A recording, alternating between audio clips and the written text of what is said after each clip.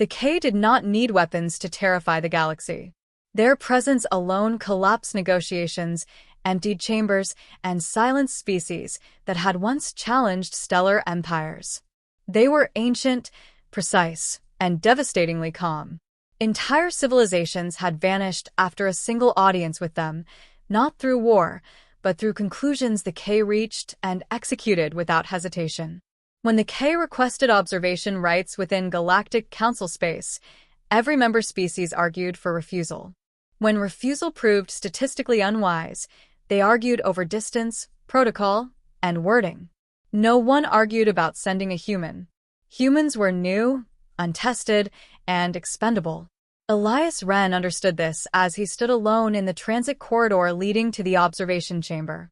He was a linguist by training, a xenopsychology researcher by accident, and a diplomat only because the council had run out of better options. His assignment was simple in description and impossible in implication: act as a human language interface during preliminary contact with a K archivist. Not a negotiator, not an ambassador, a translator, present to observe and relay, nothing more. The corridor walls were smooth and unadorned, designed to reduce sensory distraction. Elias noticed anyway. Humans always did. The lighting was neutral, the air sterile, and the silence deliberate. He adjusted the translation node at his throat, more out of habit than necessity, and tried to slow his breathing. Fear was expected. Panic was not. He had learned that much from studying species that failed their first encounters. Archivist Threx was already waiting when the chamber doors opened. The K entity stood motionless at the center of the room, tall and narrow, its form symmetrical to an unsettling degree. Its surface was matte and dark, absorbing light rather than reflecting it. No visible eyes tracked Elias's entrance, yet Elias felt observed with absolute precision. Human representative Elias Renn, the translation system rendered, stripping the K's communication of tone and inflection. You are positioned within acceptable variance. Elias resisted the urge to respond with humor. He had been briefed thoroughly. No idioms, no metaphors, no emotional expressions beyond controlled neutrality. The K valued efficiency. Anything else was noise. I acknowledge, he said. I am here to facilitate linguistic clarity. Clarification. You will vocalize, Threx replied. I will assess. That was it. No greeting. No ritual. Elias felt a flicker of irritation beneath his professionalism. He suppressed it easily. Humans had survived worse dismissals. He reminded himself that this was not personal. The K did not do personal. Minutes passed as Threx delivered statements about observational parameters, historical precedent, and acceptable deviations. Elias translated faithfully, his voice steady, his mind alert. He noted patterns. The K favored absolutes, avoided conditional language, and displayed no signs of uncertainty. It was like translating a theorem rather than a conversation. At last, the archivist paused. The silence that followed was heavier than speech. Elias waited, unsure whether the pause was intentional or simply an endpoint. On instinct, he met the blank plane of Threx's face and offered a small, human gesture, one he had used countless times in awkward academic meetings to soften tension without words. He winked. The reaction was immediate and catastrophic. The chamber's ambient hum cut out. Emergency lights flared along the walls. Elias felt a pressure field lock around his limbs, firm but not painful. Across the observation deck beyond the transparent barrier, council officials leapt to their feet, voices overlapping in panic. Threx did not move. That somehow made it worse. Clarify, the archivist said after a precisely measured delay. You have executed an asymmetrical facial signal. Elias's pulse spiked. Yes. It's a human expression. Informal, non-threatening. The pressure field tightened slightly, a reminder rather than a threat. Correction, Threx replied. No non-threatening asymmetrical signals exist. Elias swallowed. He had read about this. Species without involuntary expressions, cultures where every movement was deliberate. Still, theory did little to prepare him for the weight in Threx's words. It was not intentional in the way you mean, he said carefully. It was instinctive, a social reflex. The silence returned, deeper now. Elias became acutely aware of every muscle in his face, every breath he took. He wondered, distantly, if this was how civilizations ended, not with explosions, but with misunderstandings too small to notice until they were fatal. At minimum, Threx said, you have signaled concealed intent. That's not accurate, Elias replied, surprising himself with the firmness in his voice. Fear sharpened him, rather than dulling him. Humans communicate on multiple layers simultaneously. Some are conscious. Some aren't. A wink can mean trust, humor, reassurance, or nothing at all. Nothing at all, he realized too late, was perhaps the most dangerous concept of all. Threx shifted for the first time, a subtle reorientation of its upper mass. Sensors in the chamber flared, as if recalibrating. Your species produces signals without singular definition, the archivist said. It was not a question. Yes, Elias answered. Constantly. Another pause. This one felt different. Less judgmental. More analytical. Observation, Threx said. Such communication would render predictive modeling unstable. Elias let out a slow breath. He had no idea whether that was a death sentence or a reprieve. We've been told that before. The pressure field around him disengaged. The emergency lights dimmed. Across the observation deck, officials froze, uncertain whether to intervene or retreat. Human Elias Renn, Threx said. You will remain. Elias met the blank, unreadable surface of the most feared entity in the galaxy and felt something unexpected settle in his chest. Not relief. Not triumph. Interest. Because for the first time since entering the chamber, the K were no longer concluding. They were questioning. Elias was not escorted out of the chamber. That alone unsettled the observers behind the barrier more than any alarm could have. The K did not hesitate once they reached a conclusion, and yet no conclusion had been declared. Instead, Threx remained where it was, its attention fixed on Elias with an intensity that felt surgical rather than hostile. You will restate, Threx said. Define the signal. Elias flexed his fingers, grounding himself. The pressure field had vanished, but the memory of it lingered in his muscles. A wink is a contraction of one eyelid, he began, deliberately simple. In human culture, it can imply shared understanding, irony, or reassurance. Context determines meaning. Context introduces variability, Threx replied. Variability introduces risk. Correct, Elias said. We live with it. The admission rippled through the observation deck. Risk was something most spacefaring species engineered out of existence, wherever possible. Elias could almost feel the Council's collective discomfort. Humans had been tolerated precisely because they were assumed to be manageable, predictable in their weakness if not in their politics. This conversation was challenging that assumption. Threx advanced one measured step closer. Sensors adjusted again, tracking micro-movements Elias hadn't realized he was making. K-physiology does not permit involuntary asymmetry, the archivist said. All physical deviation is deliberate. Historically, such signals preceded hostile action by extinct species. Elias nodded slowly. For us, the opposite can be true. We often signal friendliness in ways that look illogical. We smile when we're nervous. We laugh when we're afraid. Our bodies betray us. Betrayal implies internal conflict, Threx said. Yes, Elias answered. Constantly. The word hung between them, heavy with implication. Elias saw understanding take shape not as empathy, but as calculation. The K were not offended by contradiction. They were disturbed by it. Your species emits uncontrolled data, Threx said. Why were you not eliminated by your own inefficiency? Elias almost laughed, then stopped himself. Humor would complicate things. We nearly were, he said instead. Several times. What saved us wasn't control. It was adaptation. We learned to read each other's inconsistencies. Threx did not interrupt.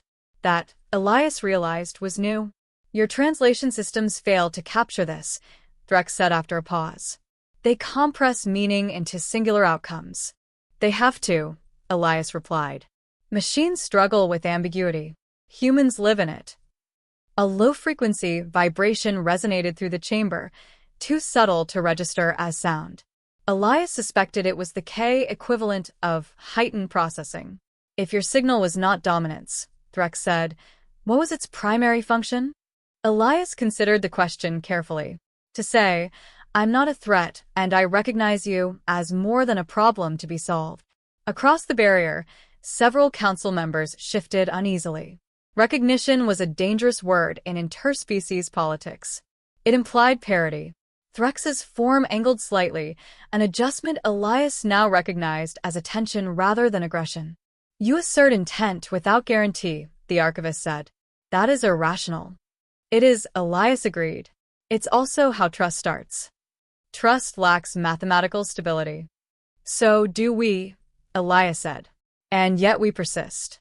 The K fell silent again. This time, the silence felt like an opening rather than a void. Elias took a careful step forward, stopping well short of the invisible boundary he knew existed. He did not raise his hands. He did not force eye contact. He simply stood, present. You were not selected for combat utility, Threx said. Explain your assignment. Elias exhaled. Because humans are good at being misunderstood and surviving it. The council hoped I'd either fail quietly or succeed without anyone noticing. Threx processed that. You succeeded loudly. That wasn't the plan, Elias admitted. Another pause. Longer now. The kind that stretched nerves and invited conclusions. Elias refused to fill it. He had learned that humans often talked too much when anxious. The K, it seemed, valued restraint. Your species engages in simultaneous signaling, Threx said at last. Conscious and unconscious. Truth and performance.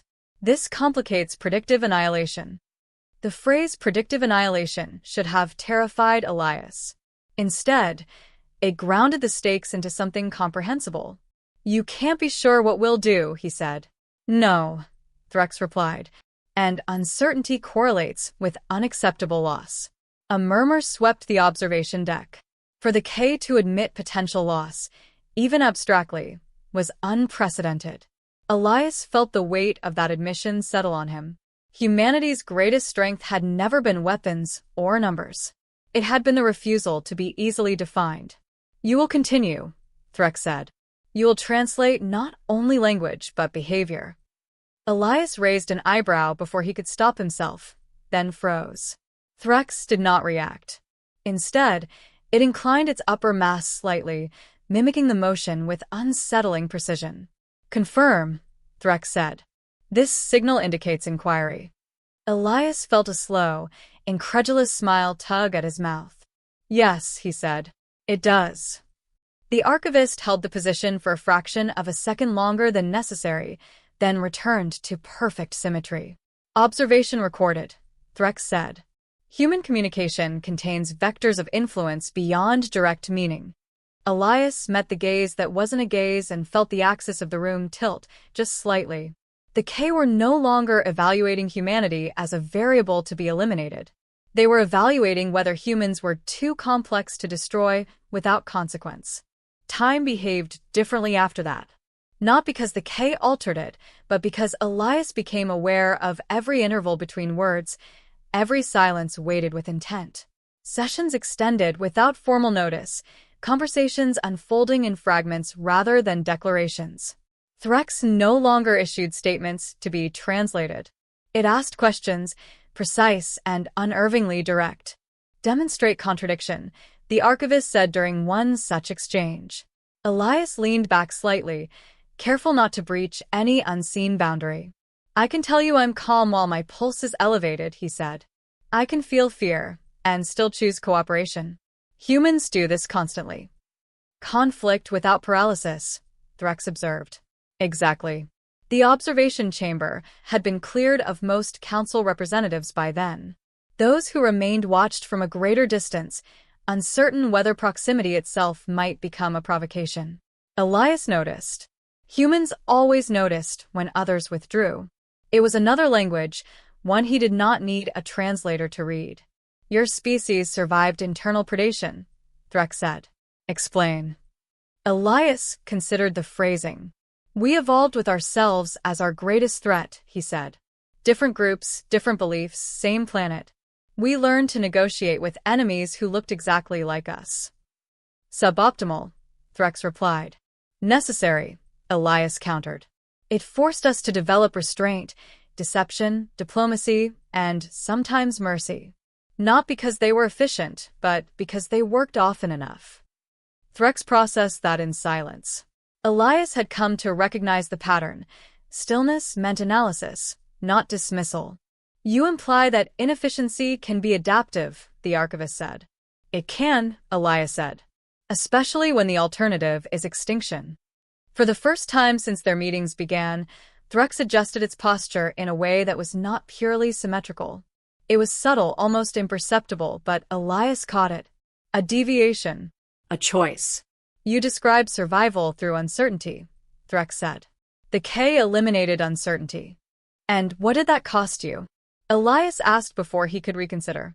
The observation deck went completely still.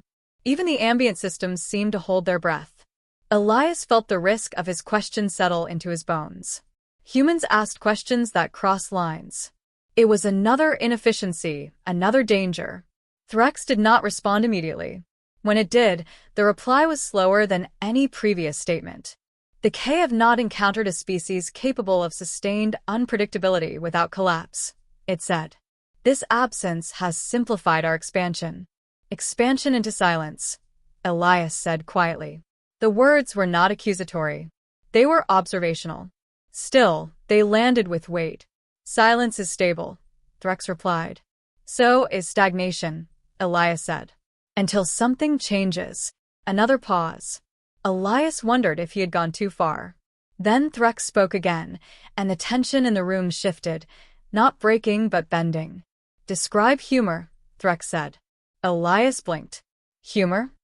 Yes. It appears frequently in human interaction under stress. Elias smiled despite himself. Humor is how we acknowledge danger without surrendering to it, he said. It's a pressure release.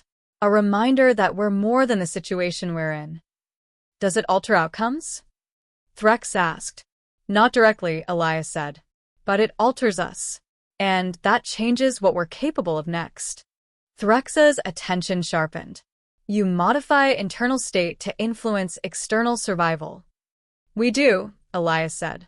Constantly. The archivist's form angled again, closer now than at any previous point. Elias did not retreat. He suspected that retreat, at this stage, would be misread. Your species is dangerous, Threx said without judgment.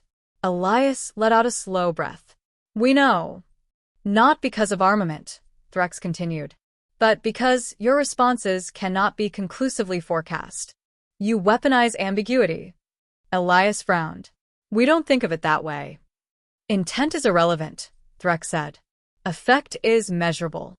A ripple of unease moved through Elias.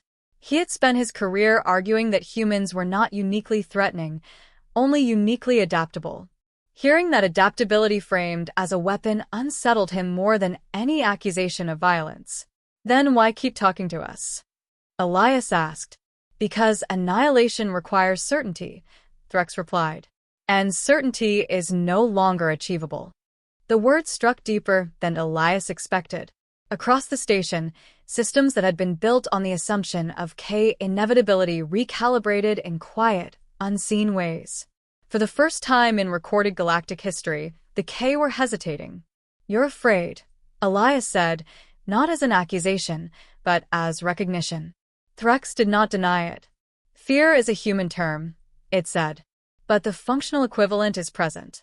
Elias nodded slowly. Welcome to the club. Silence followed, but it was no longer oppressive. It felt shared. After a moment, Threx performed a movement Elias recognized instantly. A precise, unilateral contraction of its upper sensory membrane. An imitation, imperfect but deliberate. Elias's breath caught. That was a wink, he said. Observation, Threx replied. It destabilized you. Yes, Elias said softly. Because it means you're trying. Threx returned to symmetry. Conclusion pending, it said. Human Elias Renn, your presence has altered K's strategic modeling. Elias straightened, aware that whatever came next would not be confined to this chamber. That was never my intention. Noted, Threx said. Intent remains statistically secondary. As the session ended and the chamber lights dimmed, Elias felt the weight of something vast shifting just beyond his understanding. The K had always been feared because they were inevitable. Now, for the first time, they were uncertain, and that uncertainty had a human face. The assembly chamber was fuller than it had ever been, not because attendance was required, but because absence felt dangerous. Species that once avoided even indirect reference to the K now occupied the same space, seated at mathematically calculated distances that no longer provided comfort. At the center stood Elias Renn, unarmed, unaugmented, and acutely aware that history rarely announced itself when it arrived.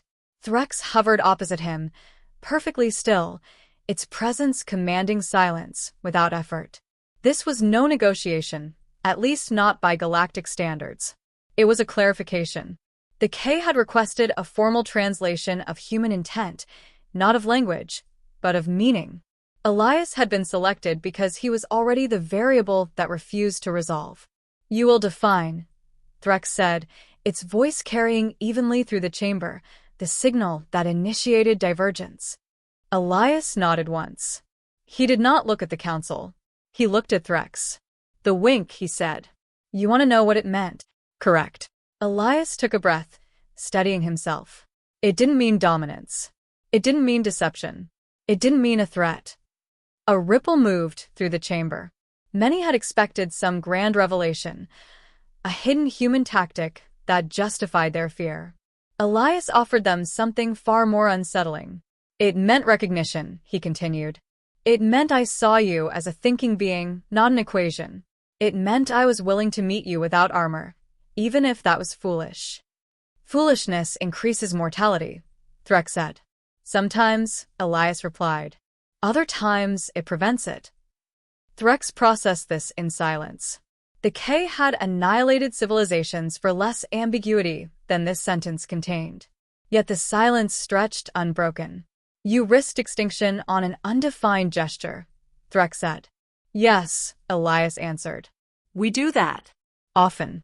We don't survive because we're careful. We survive because we're willing to gamble on each other. Across the chamber, several delegates shifted uncomfortably. Humanity's history was well known in fragments, wars, collapses, recoveries, but never framed like this. Never as a philosophy. Your species accepts internal contradiction, Threx said. You experience fear and advance. You experience aggression and restrain it. You signal without consensus. We're messy, Elias said. But we adapt faster than we destroy ourselves. Barely. That's been enough so far. Threx angled its form slightly, a gesture Elias now understood as consideration. The K sought stability above all outcomes, it said. We removed variables. We eliminated unpredictability. And in doing so, Elias said gently, you made yourselves brittle.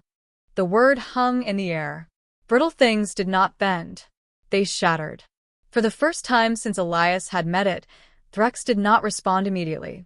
When it did, its tone was unchanged, but something beneath it had shifted. K expansion protocols are suspended, it announced. The chamber erupted into noise, gasps, overlapping speech, systems recalibrating in real time. Elias felt his knees threaten to weaken, but he held himself upright. Clarification, Threx continued. Humanity is designated a cognitive equal. Engagement henceforth will require interpretive mediation. Elias blinked. Mediation by whom? You, Threx said. The simplicity of it stole his breath. He had come here as a disposable interface. He was leaving as a bridge no one had planned for. Understand this, Threx added, its attention sweeping the chamber. The K do not withdraw out of compassion. We withdraw because certainty has been compromised. Elias nodded. That's fair. Threx turned back to him. Slowly, deliberately, it performed the movement again. The asymmetrical contraction, precise and unmistakable. A wink. The chamber froze. Elias felt a strange tightness behind his eyes. "You don't have to do that," he said quietly. "Correction," Threx replied. "I choose to." Something unspoken passed between them then. Not trust, not yet, but acknowledgement. The K had learned something they could not unlearn, that meaning could not always be extracted, predicted, or eliminated. Some meanings had to be lived with. As the assembly adjourned and delegates filed out, carrying disbelief and relief in equal measure, Elias remained where he was. He looked at the being the galaxy had feared for millennia and saw not a god or a monster, but a mind encountering its limits. Humanity had not conquered the Quebec. It had not outmatched them or outgunned them. It had done something far more dangerous. It had made them hesitate. And Elias knew, as he turned to leave the chamber, that hesitation was where change began and where the next story would have to be told.